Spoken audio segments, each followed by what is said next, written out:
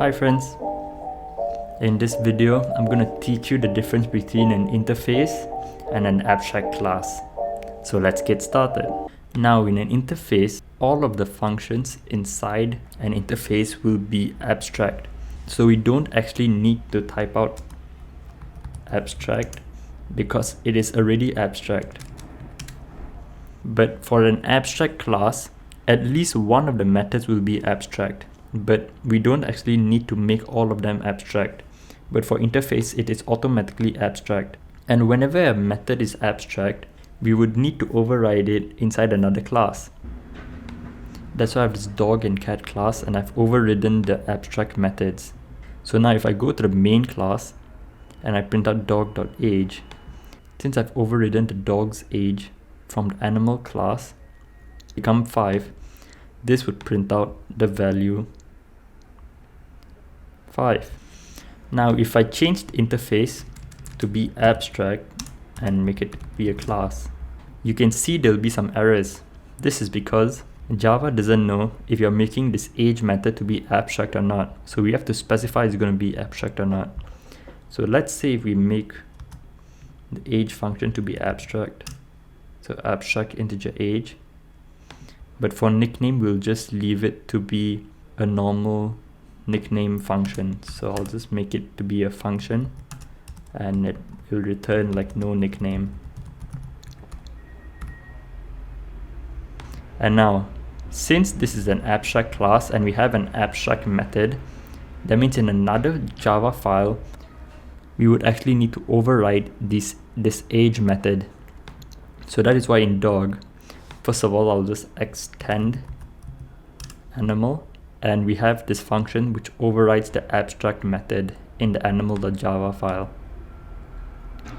And for nickname we also have this, but even if we don't have this, there won't be any errors because this method nickname, it isn't abstract. But let's say we have this nickname but we delete this age function, there will be an error. This is because since we are extending the animal class, we would need to override all of the abstract methods. And since the only abstract method is age, we would need to override that age method. So there we go. And we can just do the same thing for cat. Now let's print out something. So let's print out dog.age again, and it should give us 5. And as you can see, it gives us 5 again. But let's say we delete this nickname function. So now dog, it doesn't have a nickname. If we print out nickname, it will say no nickname.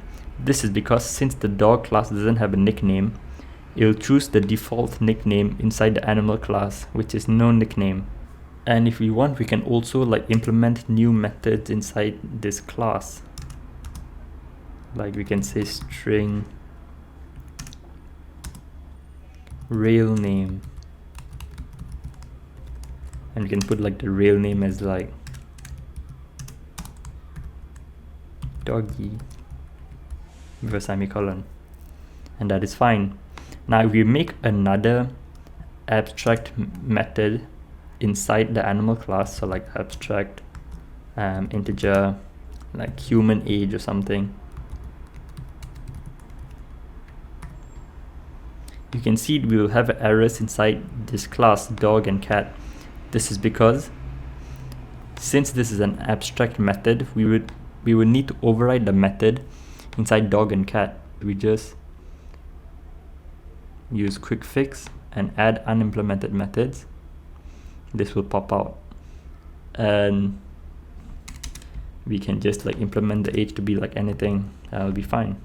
So I guess the main concept that you should take away from this is that if you have an abstract class, that means at least one of the methods inside that class would be abstract, but you have to define which is abstract and which isn't. And if it is abstract, we would need to override it inside another class. But if it isn't abstract, we don't even need to include that inside another class and it'll still be fine. But for an interface, all of the methods are automatically abstract, so we don't actually need to say which is abstract and which is not, because it is all abstract. And inside another Java file, we will need to override all of the methods. Alright, that's it for this video, and thank you for watching. And if you like this video, please like, comment and subscribe. Goodbye.